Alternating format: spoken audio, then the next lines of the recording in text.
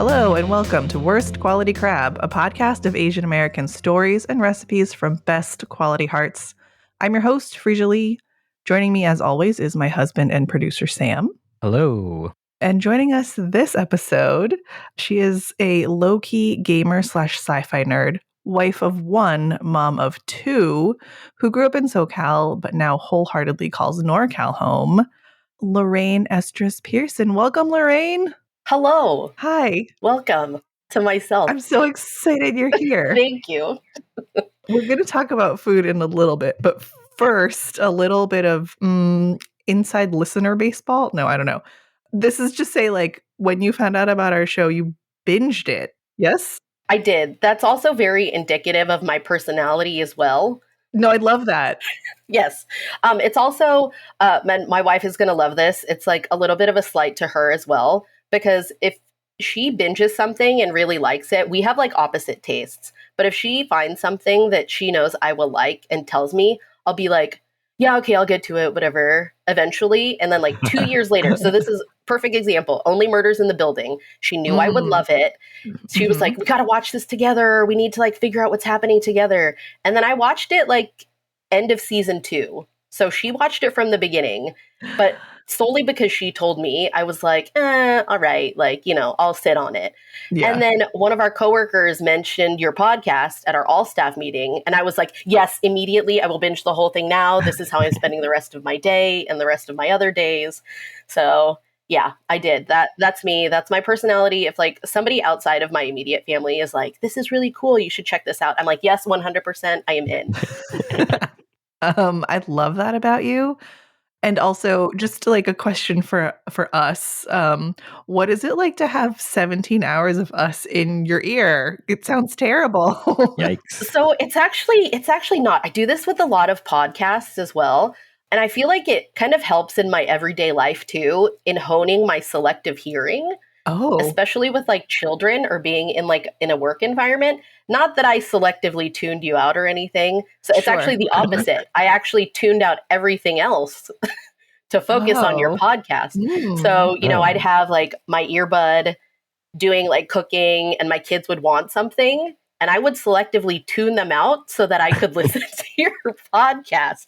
And that's how I did it. I would just multitask, but focus on you guys while doing other things. Sorry, kids. I'm so honored. Yes. Yes. It was fantastic, let me tell you. But it's easy listening. Like it didn't feel like 18 hours. You know, this whole setup you have is fantastic. So fair. It's like, thank you. It's like one of those shows that you could have on in the background while you're doing laundry. And, you know, you're listening a little bit and you chuckle here and there and you're like, oh, that's really insightful. But you can continue to like do other things. Yeah. I mean, I think our goal was always to be like a sort of low-key, joyful white noise. Yeah, 100%. 100%. Yeah. Let me tell you. Great. But also fantastic when you're like when somebody else is actually wanting something from you and you're like, oh no, I have to really pay attention to this. A couple times my kids ask me, they're like, are you in a meeting? And I'm like, oh yeah, yep. I'm in a meeting. I have to focus right now on this thing. Amazing. Yep. Okay, let's talk about your food because I think as soon as you told me you listened to all of them, I was like, come on the show. And then you had a dish lined up immediately. And I'm very excited about it because it is our first dessert. Huzzah. Yeah, it feels like we've gone too long without sweets. Yeah. Tell us about your dish. Where are you eating this? Who was making it? You know how this goes. Yeah. You've heard all 18 episodes in a row. Right? I know the formula. So the dish that I picked is called halo halo, and the translation of it in Tagalog, or Filipino if you'd like to call it, but it's Tagalog, is mix. So mix, like literally just mix, halo halo. And it's basically if you took shave ice, an ice cream sundae, and then just a bunch of like random jarred things and put it all together in like a layer, almost like a trifle. And it's like individual. So it's just a dessert. It's very much subjective. You can put whatever you want in it. You can do whatever you want. I mean, there are like the base things. You definitely have to have the shaved ice. You definitely need some sort of milk, some sort of ice cream topper, and then like the beans and the boba and like the agar stuff. But that's generally what it is. It's like just a really fun, playful dessert that you have 100% choice in. I love it. I love it so much. I also love your description. And I was thinking about it and I was like, oh, this is just like when, or not just like, but it reminds me of going to get boba and being like, I don't want to choose and pay for all of the different jellies, but I want at least 3 kinds. This is that. Basically, yeah, it is. Although I feel like in my family, so boba's like very much you're on the go. If you run into like a boba place, you're like, yeah, I'm craving boba right now. Like, let's just go hit up a place and pick some up. Halo Halo has always been way more involved Right. in my family. So, to go back to your other question about like who made it and when did we make it, it was very much like a whole family decision. And it was primarily in the summertime because, you mentioned previously, I grew up in SoCal. It was incredibly hot over the summers. We didn't have air conditioning until I had like left for college, and I'm like, all right, thanks, great. Yeah, so it was just like a really fun dessert that we all collectively decided to make together. Yeah, but it's definitely very much like boba in that you can pick what you want, but there's definitely not the ease of getting a boba versus like getting a halo halo. Right. Yeah, no, I more just meant like toppings choices. Oh yeah, that too. Yeah. Yeah, I'm just very much like, can I get a lychee jelly and a popping boba and a regular boba and a almond jelly and like all the things. What do I even need the beverage for? Yeah. So I guess I need halo halo is where I'm going with this. Yes. When you say it was a family thing and we were eating in the summer, who's the we? So it was I'm going to list like a lot of people. So I was born in San Diego and had like a ton of family down there. My mom's side of the family was in San Diego. My dad's side of the family was primarily in Texas. So they immigrated and moved to Texas. And when my family decided to move to Texas, because my grandma was there, my paternal grandma was there. And while there, my mom decided that she was going to join the army. And so for a little bit, it was me growing up with just my dad and my grandma and my aunt and uncle and a couple of my cousins. So we didn't make halo halo at this point. However, this was like my first indication that Filipinos gather in mass numbers like a beehive for anything, like holidays, family gatherings, birthdays. Like I vaguely remember having, I think it was like my first or second birthday, and my mom busted out all these photos and there were just tons of people, like dozens of people who I didn't even recognize. And obviously I was like a year old, but I had this indication of like, oh, family gatherings are these ginormous things. So then fast forward, my parents decided they wanted to move to California to be closer to my maternal grandparents. And when they moved, we lived in a 4-bedroom house with, I haven't done the count, 10 people. I mean, I guess I could do it now. My grandma, my grandpa, my mom, my dad, my brother, eventually my sister, one aunt, second aunt, third aunt, 2 cousins, and then my uncle. So there's a dozen people. So literally there's a dozen people like in this 4-bedroom, 2-bath house. When we first moved to Texas, like we're sharing rooms. My brother and I had a bunk bed. My cousin and aunts were in the same room as my grandparents. So like this family is like literally a dozen people in one house, all collectively like making food together and like, having our lives be like intertwined together. And also in the summertime, deciding to make halo halo together because, the voice of a dozen is very loud. Yeah. Actually, this sounds like the perfect dessert for a dozen people if it's like choose your own adventure. Yeah, but you definitely have to commit to it because you're buying like a shaved ice machine, you're buying jars of various syruped beans and fruits and things. So you could have it by yourself, but you really had to have at least more than one person. 2 people are fine, I guess. You could not get as many jars. But yeah, with a dozen people, you were going hard. It was like 100% all in. Talk to me about buying a shave ice machine. Oh my gosh. Is this something I need? Yes, right. Okay, so here's the thing, gentrification. So we used to have like one of those hand crank ones. I don't know if you've seen them. It's like It's round at the top, and you put the ice in, and you literally have this crank where you just turn it, and then just shave ice comes out of the bottom. You can just like nestle a little bowl in it. Eventually, when my parents and aunts and grandparents like moved up in the world, we got like an electric one. So it was pretty much the same thing, but you plug it in, shaves all the stuff. But now KitchenAid makes an attachment that you can put on your mixer. So if you're really fancy, you know, Ooh. you can put the little attachment where the pasta attachment goes sometimes. And you can do, you know, your own individual shave ice that way. So should you get one? If you want to commit to it, yeah, sure. If you want like a fun summer thing for like, you know, the kids to eat, then yes, 100%. But there, you know, there are places you can go to now. There are restaurants with like their fancy hollow that you go to, or just like little mom and pop shops to pick it up. So maybe I'd go out and find it first before committing to an actual shave ice maker, unless, you know, you and like 10 of your closest friends want to go in on one. Right. That's fair. Or we just want to invest in a lot of syrups also. That is true. Yes. It doesn't have to be hollow. It could be, you could just go straight up shave ice. I'm going to think about this. I mean, it's not oppressively hot here. So we would use this 4 times in a year. Yeah. But I like the idea. Yeah, that's fair. Yeah. I haven't had it since, being in like oppressive heat. Oh, yeah. So that's my next question. Yeah. Are you eating this now? Do your kids eat it? How is that happening, if at all? So I am not eating it now because I very much associate it with big family gatherings and the summer. So it's a very specific thing in my moment, time, area of my life. So I haven't had it recently. I did have it at this place in Oakland. It was like fancy hollow, which I am not against like fancy hollow again, because it's very much subjective. So I'm like, you know, put whatever in there. I'll eat it whenever. Yeah. My kids have never had it though. So I would like to actually take them to this place in Oakland to have it, because theirs is topped with Fruity Pebbles. I don't know if it still is. Ooh. What makes this fancy hollow other than the Fruity Pebbles? I think because it's served at a fancy restaurant. Fair. And not at my house. So automatically it's fancy. The things did not come from Seafood City. Right. What up, Seafood City? Hello. Love you guys.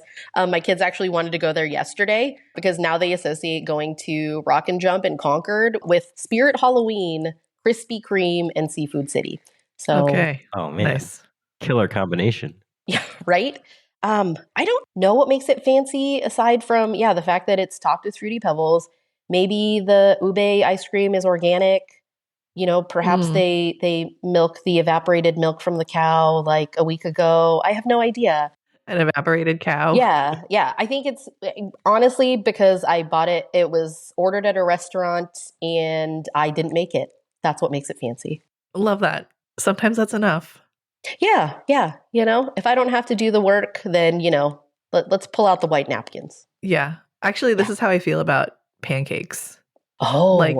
Like even though pancakes are super basic, because the ingredients are so basic and I can make them myself at home, when I order them out, it feels like a huge luxury because I'm like, I'm paying exorbitant amount for this flour, water, egg, but someone's doing it for me and will bring it to me on a plate. Right? That's simply all you need for the definition of fancy. The fact that you didn't have to do it. Okay, so your kids haven't had it. You haven't had it in a long time. Yes. You said the whole family sort of has to like collectively commit and it's a big deal. Was this like your favorite? Was it everybody's favorite? Was anybody like, fine, I'll have hollow? I don't ever recall anyone being ambivalent or anti-hollow. But I think, you know, as a kid, it's like you really don't care about other people's opinions, right? Like you're getting a sugary dessert with ice cream on it. And you're like, you know, F everybody else. I'm going to get what I want to get. Who cares? Oh, you don't like hollow? You can sit out. Like that was basically how it was. Yeah. All right. I feel like for the most part, there was like a joyfulness and everybody was into it. But yeah, I don't know. I don't remember, honestly. I feel like everybody had a good time with hollow. And if they didn't, I didn't care. You didn't care. I didn't care. Speaking of getting what you want to get, what did you specifically like in yours? Oh, so mine was there's this little gelatinous thing. It's like a coconut cube. It's called nata de coco. Mhm. And I always loved having that. I did not like having the sweet beans. So you could have like syrupy mung beans or like white beans. I did not like the beans. I'm still Mhm. not a fan of like bean texture. That's not like Mm. the thing that I'm putting in my Chipotle burrito, Oh, you know? yeah, fair. So I always had like the little gelatinous cubes, definitely the evaporated milk, definitely ice cream. If we had like the little puffed rice stuff, I would put the puffed rice stuff on top. But mine was super simple. Oh, jackfruit. Oh. Sometimes if we had like jackfruit and like a syrup, I would put that in there. But Mhm. my halo halo was very low key, which I think is why I liked it so much. Like I had some family members who were like, put it all in. Like, give me the beans, give me the jelly, give me the boba and the tapioca and all this other stuff. Mhm. And it was great because I was like, I would never eat that, but let me go ahead and eat this thing that's got like, you know, a couple of things in it with the shaved ice, with the milk, with the ice cream. So mine was very simple. I think that's actually why I like that fancy halo halo because it wasn't like all the bells and whistles that you could normally load into a halo halo. Or if you look at like Yeah. the recipes, you know, it's like just layer upon layer of all these things. But mine was very simple. I mean, I think that's just kind of indicative also of like my tastes and who I am. Like I like vanilla ice cream. I like cheese pizza. If I want toppings, it's going to be like olives, mushroom, sausage. And that's pretty much Mhm. it. It's not going to be like the whole kitchen sink. Real Kevin McAllister over there. Right. Right. Just like, A whole cheese pizza just for me. just for Um, me. okay, so let's talk about your kids again. Yes. They have not had it. Are Yes. they having Filipino food at all? Occasionally. So they're not having it as much as, I don't even know if I would say as much as I would like because I consider myself very much to be Filipino American, but more on the American side. And so I don't know if I'll ever get to that point where I feel like a crisis of identity, like I'm not Filipino enough, or I should like expose my kids to more Filipino stuff. Mm. But yeah, I have. I mean, they've had pancit before. They've taken a couple bites of lumpia. We have a farmer's market near us, and when we go on Saturdays, we'll sometimes hit up the Filipino food stall. Oh. So we'll get, you know, some like barbecue pork on a stick, which they Mhm. love. They love that. I don't feel that's like exclusively Filipino or anything as much as like pancit is. So they've had like a couple bites here and there, but not a lot. But they're kids, you know, like right now they're vibing on mac and cheese and peanut butter Mhm. sandwiches, Mhm. you know, and one of them my youngest used to eat vegetables and now he's like completely ignores them. So so I'm kind of like, you know, if they're not going to eat Filipino food right now, I'm fine with that. I was kind of the same way growing up too. My cousins and I, like we loved like ramen noodles and we Mhm. would just eat ramen noodles and our parents would like try to get us to eat like all these like different types of Filipino foods, which we would eat like on occasion, but that was never like our please make us this, you Mhm. know, Filipino dish or whatever. So I kind of feel the same way with my kids. Like they'll get there eventually. You know, maybe they'll have some semblance of their Filipino-ness eventually. But that's not something that I'm like pushing on them, you know? Yeah. Certainly not culturally, certainly not with like food. Should I? Should I feel guilty about it? I don't know. No. I don't. No. Maybe I'm No. just, it's like kind of like the hollow hollow thing too, where I'm kind of like, I'm doing my thing, you know, and a part of me really just doesn't care. Yeah, I mean, this is the parenting corner, but, like, whatever food you can get in them at this age Oh, is yeah. the best food to get in them. Right? Like, what were we talking about the other day? The burrito, your daughter and the Oh, rice yes. cheese Our burrito middle thing? one ordered an all rice and cheese burrito Yeah. that See, I'm still like, cost $9. genius though, right? Like I haven't tried that with my kids. Maybe I should, Yeah. but that's where we're at right now. We're at quesadillas, peanut butter sandwiches, hot dogs. They just discovered the frozen corn dogs at Trader Joe's. So Oh, Oh, yeah. yeah, that's the world we're living in right now. those are a hit here too. Yeah. Were your parents and grandparents and aunts cooking Filipino food and you guys just weren't eating it, or you were like, "We're gonna eat ramen instead," or you would eat it sometimes? What was that like? Yeah, so 100% like my grandparents, my aunts, they would cook Filipino food a lot. So it would be like bunset, adobo was like a really big thing that my aunt would make. Something that I actually really love. Like I love adobo, and I don't have her recipe for it, which I should probably get. But if it was there, they would want us to eat it. Most of the time, we'd be like ambivalent about it. So this is funny. This is also a collective thing too, between like the parents and the kids. My cousins and I would all collectively decide that we did not want to eat that food. And so we would get our ramen noodle packets and we would make ramen noodle instead, but we'd make it for each other. So it was like the adults would be eating the Filipino food, the cousins would be eating like the ramen noodles or whatever. But yeah, I mean, we ate it. It was good. And I love Filipino food. Like if you put it in front of me, I will 100% eat it. But yeah, the adults were definitely making it. We were maybe eating it, but also deciding as a group that we wanted something else too. I think that's the ideal situation for me because, like, as a parent, if I make something and my kids don't want to eat it, I'm like, okay, then what do you want to eat? And they're like, I don't know. But if they were to be like, oh, we could just work together and make a Yes. ramen for each other, that's pretty amazing, actually.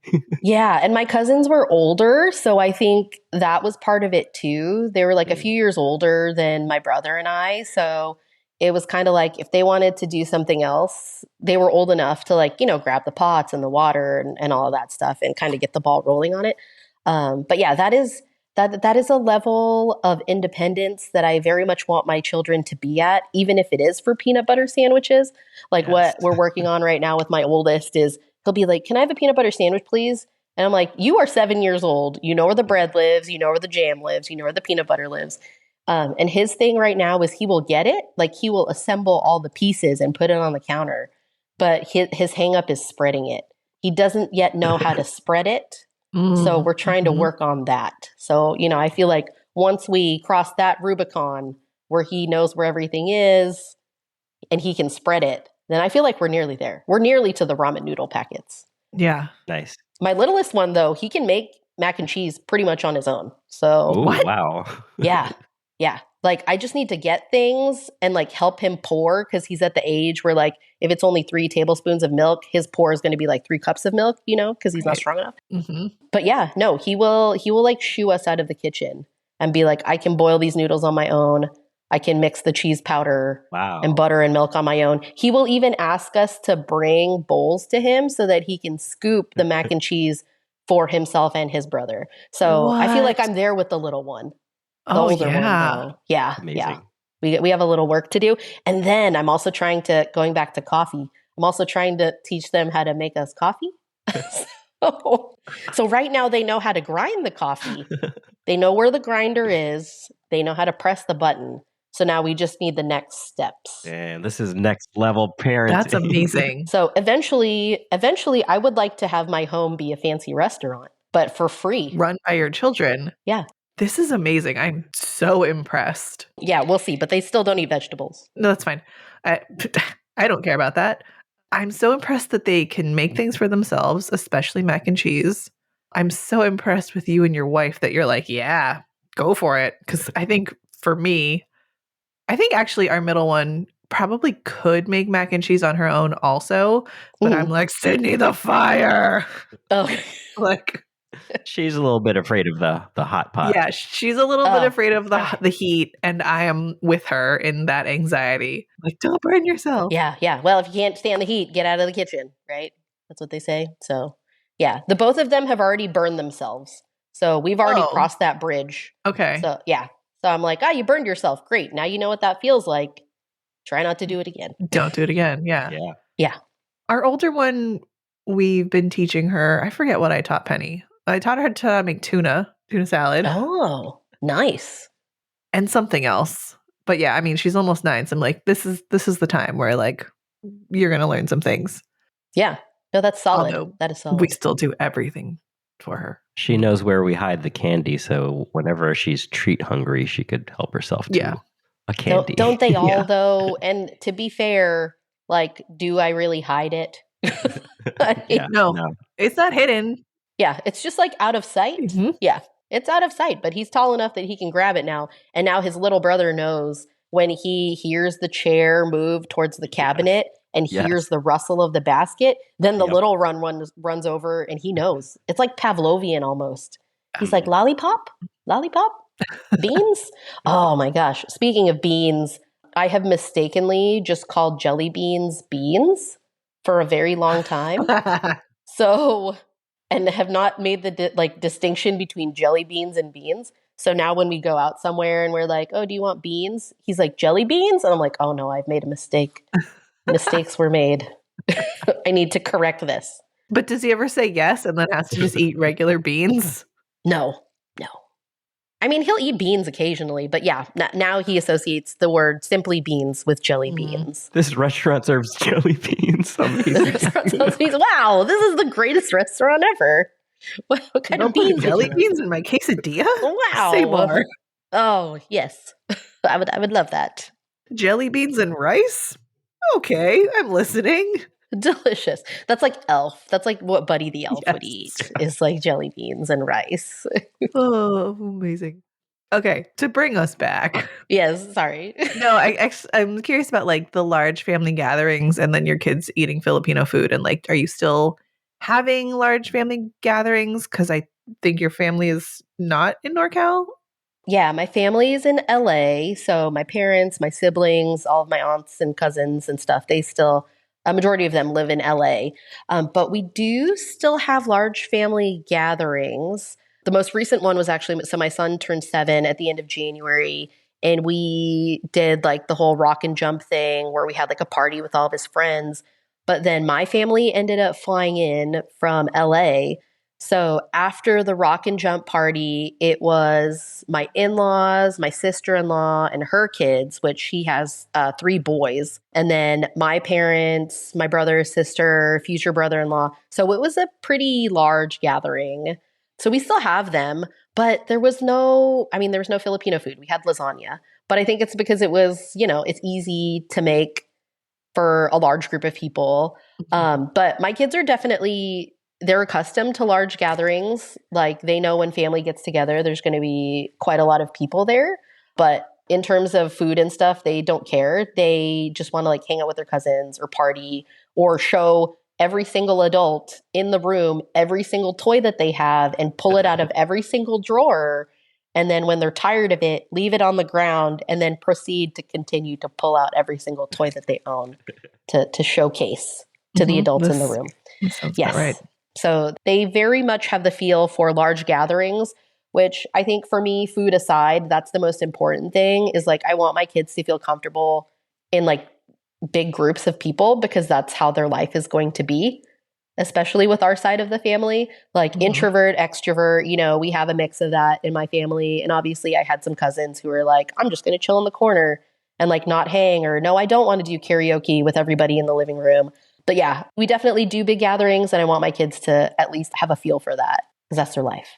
When you go to LA and there are big family gatherings, are they Filipino food centric Yes. or like, I mean, I guess I'm curious if this has like sort of stayed as a tradition or, we've had other guests where like their family food gatherings have evolved to like include a lot more types of food and what that's like for you. Yeah, ours has always been a mix of Filipino food and what my family calls like American food. So when we go to LA, there is very much Filipino food. There's like pancit, lumpia. My one aunt knows that I really like this one dessert called carioca, which is basically like this rice ball that you deep fry, and then it's like covered in sugar. And it usually comes on these sticks, and they're really small. It's almost like, what is it, yakitori? Is that the like Japanese like savory thing where you have like the little meats and stuff? It's very similar to that, but it's a dessert. And so, every time I come home, my one aunt knows that that's like the one thing that I like. Or like this other Filipino coconut dessert like called bibingka, which is this like coconut, also this coconut bread thing that you cook in like a banana leaf. So when we go home to LA, it's very much Filipino food heavy, but we have integrated other foods too. So we were there for Thanksgiving, maybe like a few years ago. And my brother and sister ended up ordering food from this place called Dupar's, going back to pancakes. They have like some of the best pancakes in LA. they do like a Thanksgiving dinner where you can go and just pick up like all these catered trays of food. So that Thanksgiving, it was like turkey, green beans, stuffing, pancit, lumpia, bibinka, like pies. So it's very much a mix. Growing up, it was primarily Filipino foods and wasn't as like integrated, I guess, or there weren't like a lot of other non-Filipino foods there, but has since changed, I think, because I mean, my parents' tastes have obviously changed over the years, and my aunts and uncle and their tastes have changed, and obviously ours have been more influenced by like American food. So, yeah, growing up, it used to be a lot of Filipino food, and now it's like mostly Filipino, but there's a good mix. And a lot. There's just a lot. More food than you could even like shake a spoon at. Like, who are you expecting a group of 50? Like, that's so much food. Yes. I go back and forth on this because every time we have a family gathering, there's always, there's at most like 12 of us, and that includes 3 children, one of whom is in fact a baby. But there is food for at least 20 full adult humans. Yeah. And I always like, part of me is like, can we just get it right? Can we not have, double the amount of food that anyone wants? And the answer is no, that will never happen. And we went out to dinner the other night for like a family birthday, and Sam and I were saying how like, of course there was too much food. And we were saying how like, if we ever just ate all of the food, then like someone has fucked up. Right. Right. Like what are all these empty plates? Mm-hmm. If you're not leaving with a to-go something or walking out with like a paper bag or a plastic bag, like, did you even eat? Yeah. Like, were you there? Yeah. Yeah. I think it's like a stereotypical Filipino thing, and probably in other cultures too, but at least growing up, that if you were visiting somebody's house, you were always leaving with a plate of food. And eventually it got to the point in my family where they would go to, I've never seen a Smart and Final up here. Have you guys heard of a Smart and Final? Yes, we live by one. Oh, okay, fantastic. It got to the point at my family gatherings that there were so many people and so much food that they would go to Smart and Final and buy those like Panda Express to go boxes, like 2-plate, 3-plate combo things, because there was so much food. Yeah. And so I have very much like taken that into my own life where this is terrible. My son had his 3rd birthday and we ordered food from this really great Chinese food place that we love in Rockridge. And there were probably going to be 20 people at this party. And I asked this woman, which I should have known. I asked the woman, what size tray should I get for a party of 20 people? And instinctually, I knew that a small would probably suffice. But the Filipino panic in me said, I need to get a medium. So I ended up getting a medium of several entrees. And the worst part is that 2 people were vegetarians, and I still got a medium tray for the 2 vegetarians that were at the party. Wow. Yeah. So I very much have that. Like, if you're going to a restaurant and you're not walking away with like a to-go something, like, what have you done here? What is going on? 2 things. One, I went to lunch with a coworker and we did like a sharesy thing and we finished all the food and I was like, Oh, I know. Oh. I was like, we did this wrong. What about Sam? You have nothing to take home to Sam. Like, or just eat at my desk later. Or that too. More likely. Yeah. I was not in charge of the ordering, but as soon as it happened, I was like, this is incorrect, but fine. Yeah. Not leading that journey.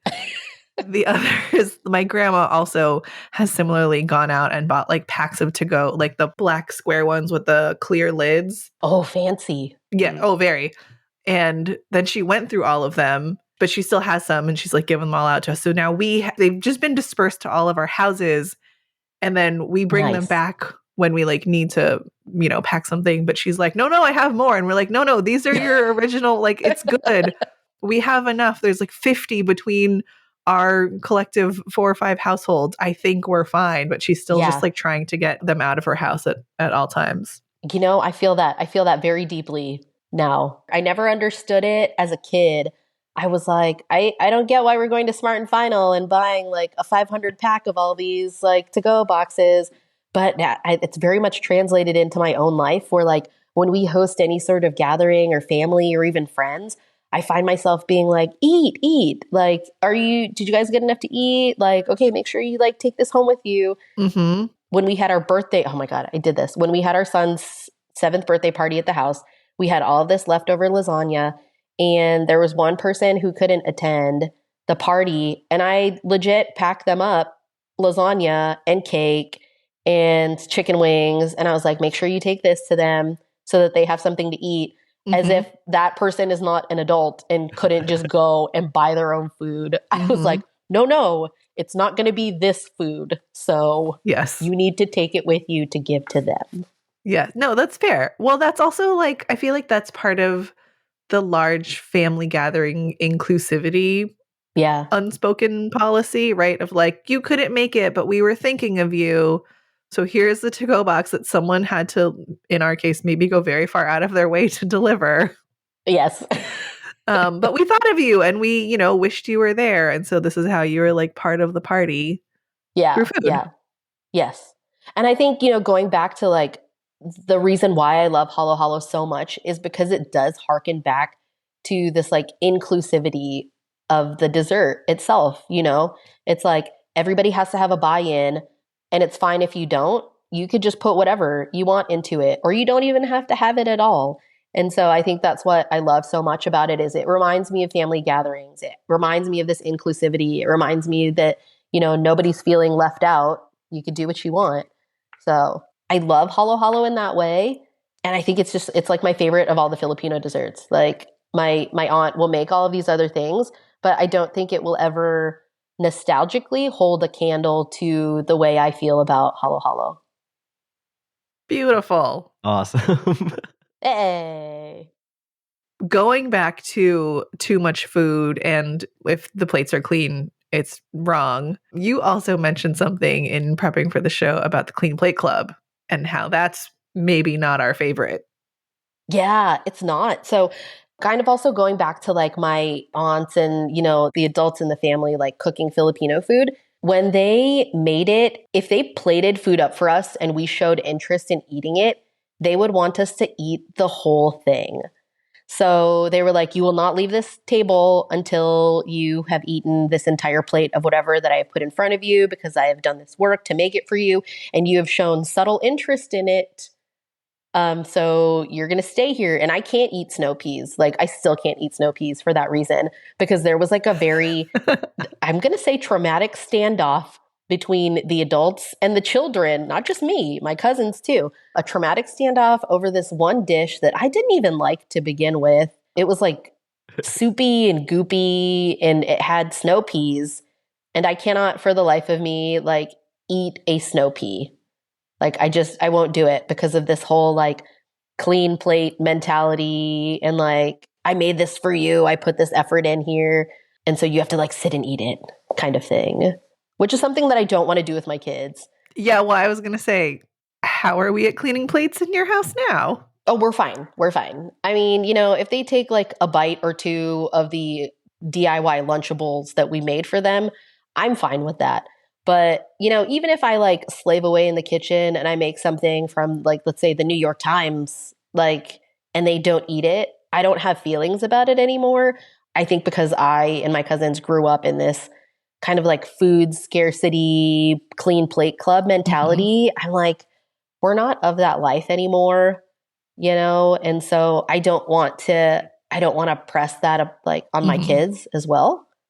If you don't like it, that's fine, which is why I'm teaching you to make your own things so that like I don't have to bother with your disdain for what I have just created.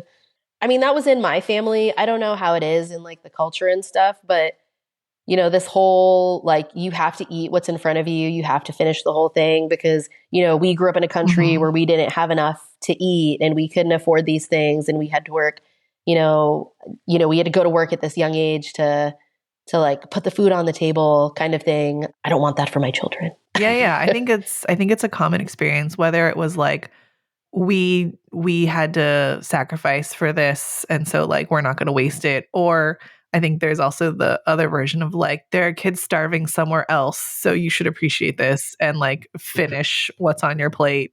Oh God. Yes.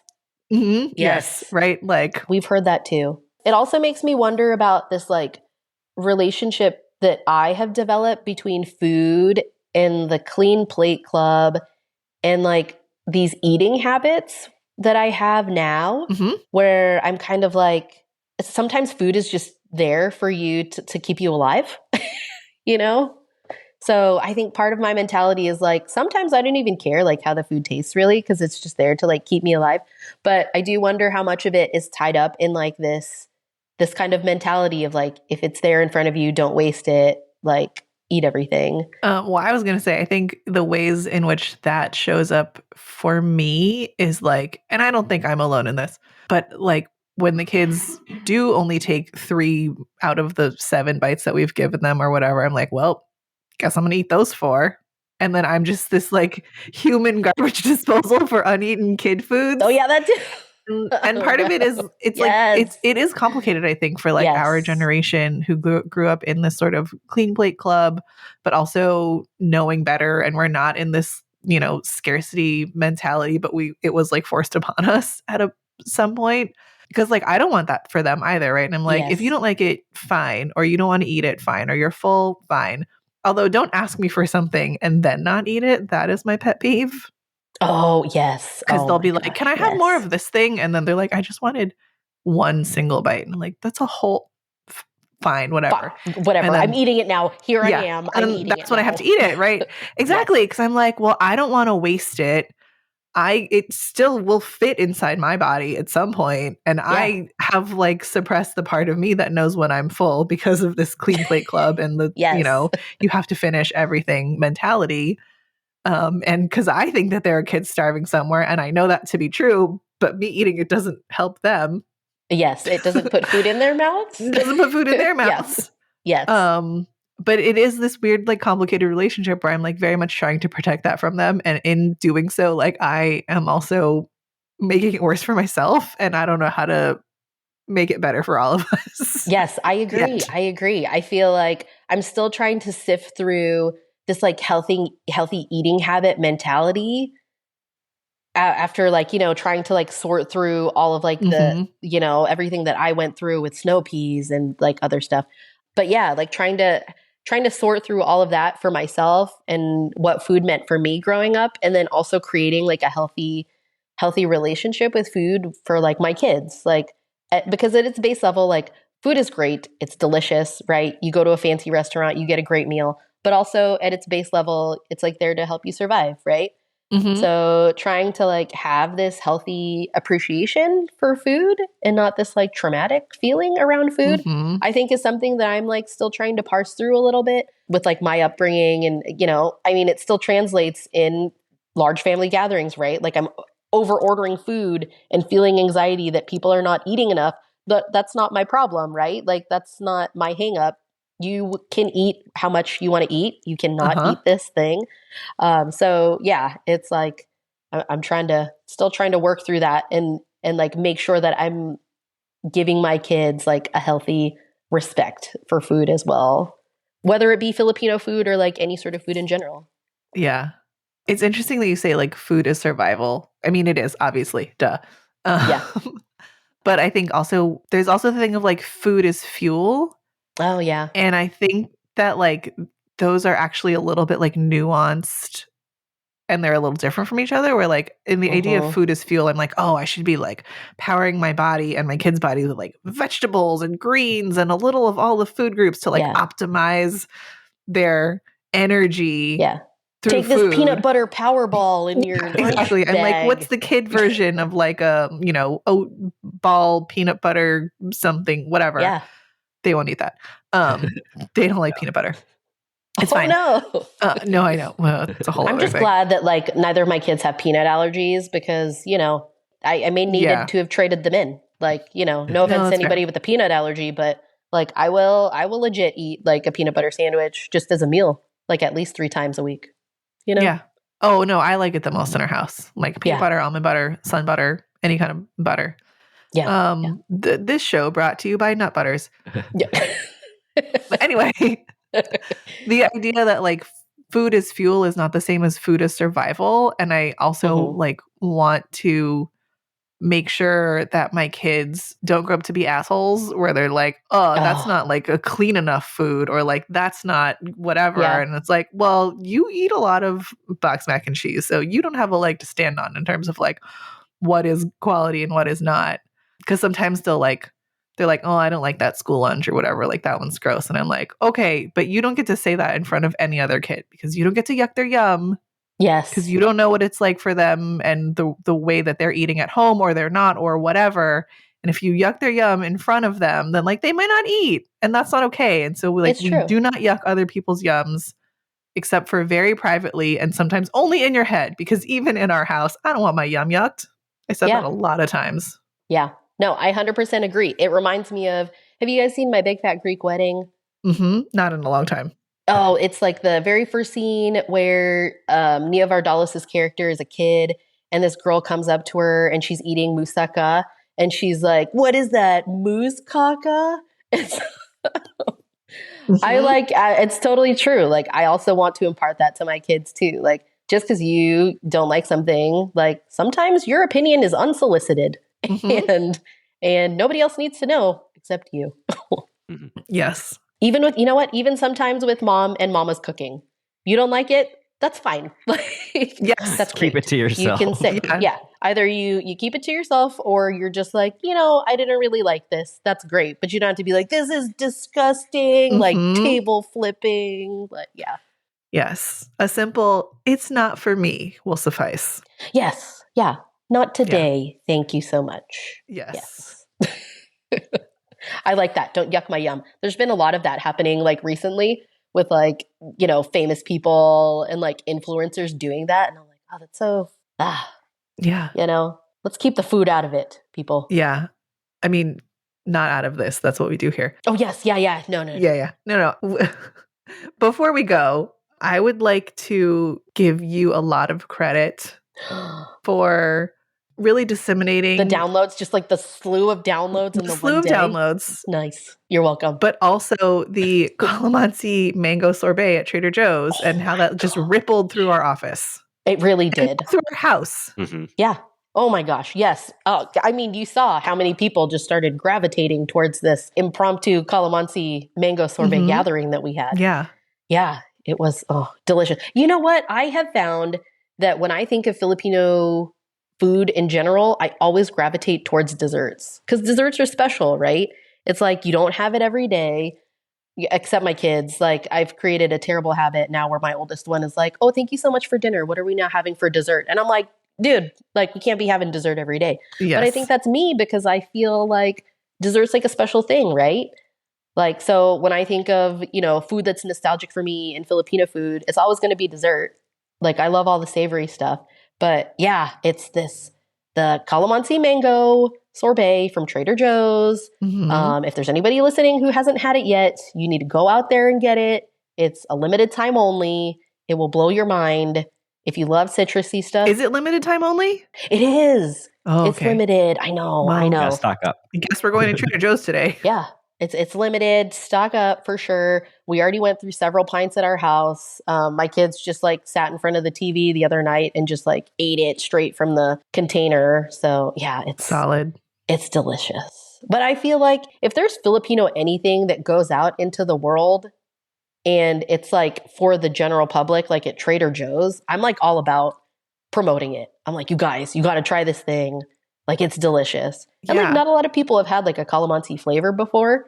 It's because it's unique. It's not really a lime. It's not a lemon. It's not an orange. It's kind of bitter, but I'm all about it. So thank you for the credit. I 100% will take the credit for any uptick in sales from Trader Joe's. Yeah. Feel free to sponsor. Yeah. Feel free to sponsor this podcast or write Lorraine a check or write me a check or sponsor a snack shack over at our office. Oh yeah. We'll get there one day. How great would that be?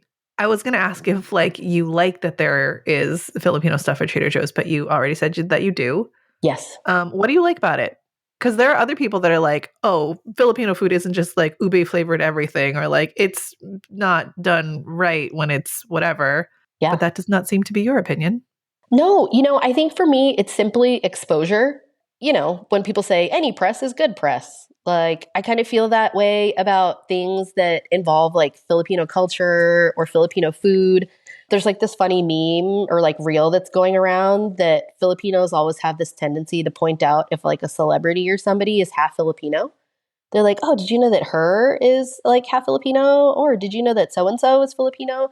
And I feel that way about food too. Like, I feel even if everything's ube, somebody who may not know that ube is like a very popular thing in Filipino food, that's not a bad thing. Like, it exposes them to this other culture. And even if we're just known for ube, like, I'm fine with that. If we're only known for calamansi, that's fine too, or pancit or lumpia. I'm not anti all of this Filipino stuff going out into the world, going into Trader Joe's, going into Whole Foods. Like, I think it goes back to not yucking someone's yum, right? Any exposure is good exposure. It wasn't that long ago that people didn't know what a Filipino person was. Yeah. That they thought Filipinos were Polynesian or like some sort of Asian or some sort of Spanish or something like that. Yeah, so I feel like I'm all about it.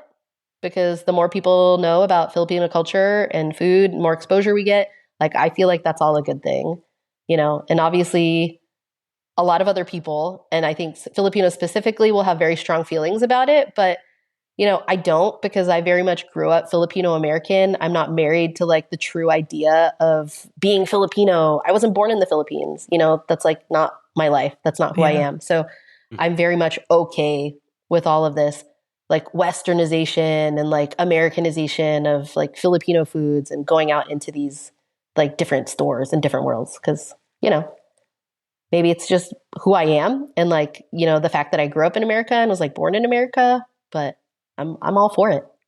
Bring on the calamansi, bring on the ube, bring on all that stuff. This has been super fun. I have been looking forward to this for a long time. I told Sam this was going to be a fun one, and like we needed no prep because I was like, Lorraine's just going to talk. It's going to be great, and it was. Oh, sorry. You I feel I was and like, it was. Pew. Yes. I feel like I was just like talking everywhere. Nope. You have lived up to the hype which I have set forth, I believe. Thank you so much. Thank you. No, thank you. As I did with the calamansi mango. I'm so glad that was not a letdown for everyone. Yes. No, not at all.